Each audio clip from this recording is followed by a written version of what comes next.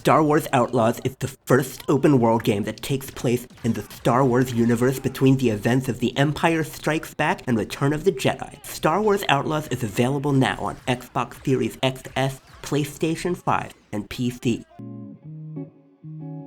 Anyway, I completed Star Wars Outlaws in early September. It wasn't a masterpiece, but it wasn't a war crime either. My favorite aspect of it was the mere novelty of a generic stealth game inspired by the Star Wars universe. If you told me your third-person AAA game featured a futuristic setting and some aliens, I'm not sure I'd be so excited. The major selling point of this game is how Star Wars everything is. The very air vents look consistent with the rest of the setting. Star Wars Outlaws is the best Star Wars game of all time simply because that's a low bar. Battlefront is beloved among Star Wars and video game fans alike, but is Battlefront as good as Modern Warfare 2? Is it as good as Rainbow Six Siege or Counter-Strike? If we're going down the list of competitive shooters, I'm not sure I'd go that far. Since before 1313's official cancellation, a Jedi-free Star Wars game has been a long time coming. Though Star Wars Outlaws fails to break much new ground, maybe it can pave the way for similarly ambitious Star Wars games to join the ranks of other greats like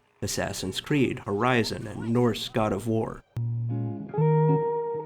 A so-called quadruple A game, Outlaws is about as conventional as can be. Only Kay's arsenal and her doggo Nyx distinguish Outlaws from contemporaries. In particular, Nyx makes gameplay feel like Watch Dogs because you can send him to detonate stuff and cause distractions. At best, you can order him to activate enemies' grenades, but that upgrade doesn't become available until the last fifth of the game.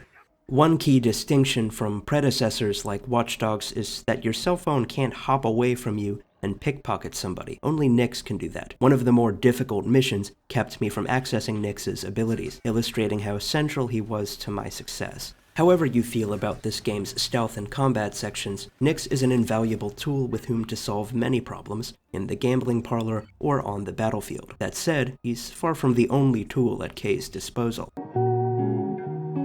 Kay owes much of her success to her arsenal, particularly her customizable blaster. 3 settings offer their own suites of upgrades: Plasma, Ion, and Power. Within each setting are 2 or 3 projectile options to unlock and improve. Plasma and Power are most reliable for dealing with biotic enemies who account for the majority of adversity in the game, but the Ion function is necessary to defeat hostile droids and power doors remotely. The Power module allowed me to score headshots on stormtroopers pretty early, but the fully upgraded Plasma module you'll earn near the end of the game is definitely best for ambush tactics. Otherwise, there's a stun function, shoot anywhere on an enemy's body for an instant knockout, but note the heavy-duty cooldown. As Star Wars fans may recognize, this ability summons the blue ring that stormtroopers used to knock out Princess Leia at the beginning of Episode 4. There were also grenades I didn't use. Another loud option would be to use enemies' guns temporarily, which can be helpful in the event of detection.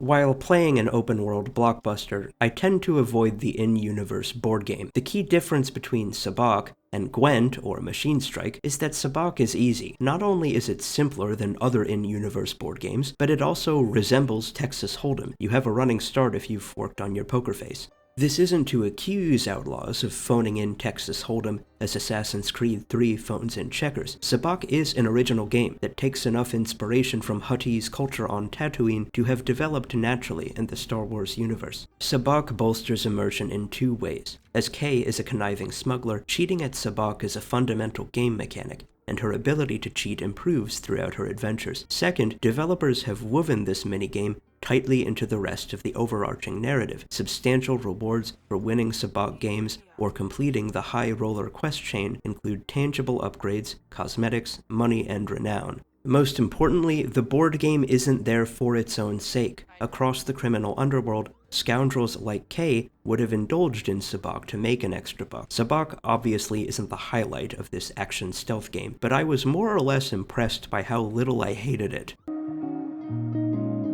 Regarding level design, the smuggler bases and Imperial fortresses of Star Wars Outlaws are pretty fun to clear. They're alive with air vents, cameras, explosives, and enemy variants who actually communicate in Huttese. Detection imperils you, and stealth rewards you.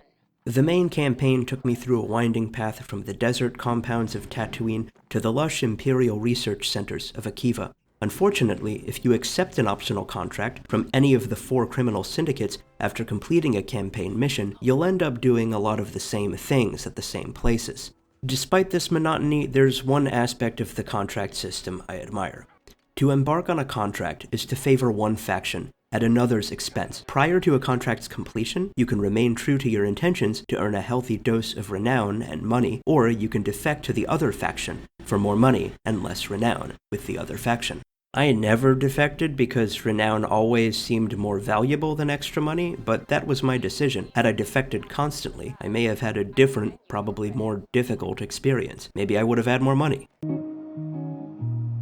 Every planetary region is complemented by a dogfighting space. Before upgrading my ship or learning what to spam, dogfights were beyond me. As usual, I had selected the hardest difficulty. In spite of how straightforward everything was on the ground, anything stronger than a TIE fighter would obliterate me as soon as I reached the cockpit. Ostensibly, I lacked the firepower to change my fate. Once I had become familiar enough with dogfighting to work it into my repertoire of inflating my reputation through the completion of countless contracts, obliterating Imperial ships felt pretty routine, and I wondered why I had struggled at all. I anticipated dogfighting would be more of an afterthought than a central aspect of gameplay, but it ended up being as in-depth as combat on the ground, involving a variety of weapons and plenty of debris around which to maneuver. As much of a nuisance as dogfighting was at the beginning of the game, it eventually became one of the more addicting aspects of my experience. There's something uniquely amusing about piloting a blocky Zeppelin that annihilates Imperial warships.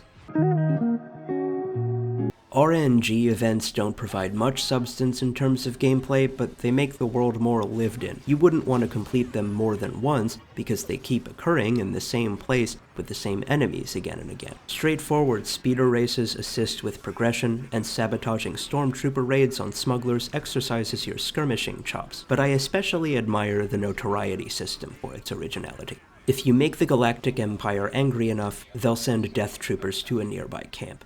With enough strength or boldness, you can approach the camp of death troopers and eviscerate them to reset your notoriety. Managing notoriety in Star Wars Outlaws is marginally more interesting than bribing a town crier. The experience is dynamic enough to feel organic.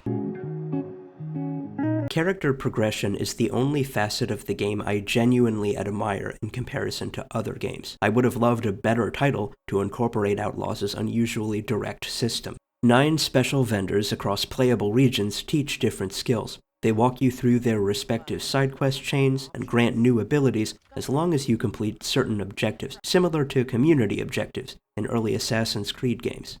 For example, one vendor grants Sneak Shot, a passive skill that increases damage of shots K fires from stealth. You unlock this ability by shooting 5 distracted enemies and completing a certain type of contract. K develops many devastating abilities through this curious system, including Nyx's hilarious ability to detonate enemies' grenades.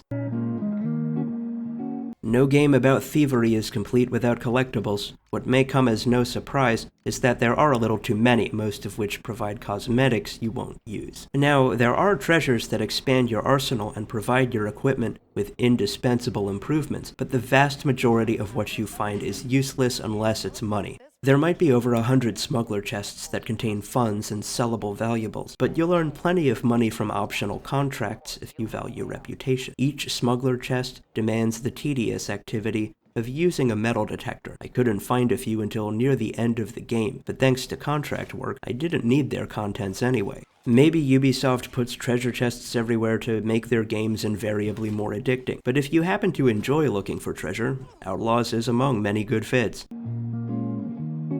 With Star Wars Outlaws, Ubisoft has no intention of changing your life. I liked Outlaws primarily because it allowed me to leverage my stealth and marksmanship skills in the Star Wars universe as a Han Solo-esque character. The gameplay was a bit more superficial than I had expected, demanding a simple dance of crouching, shooting, and takedowns, but as an avid clearer of bases, I don't mind doing that dance over and over again. I've poured about 50 hours into the game, but I feel I had exhausted most options by the 25th hour and ground my way up the ability tree for the latter 25, only stopping when I had exhausted everything there was to do several times over. It's definitely too linear to play through more than once, but I take Star Wars Outlaws as a sign that Star Wars games are moving in a positive direction. I hope to see more of them, and I hope they can rival beloved greats and the rest of Ubisoft's portfolio.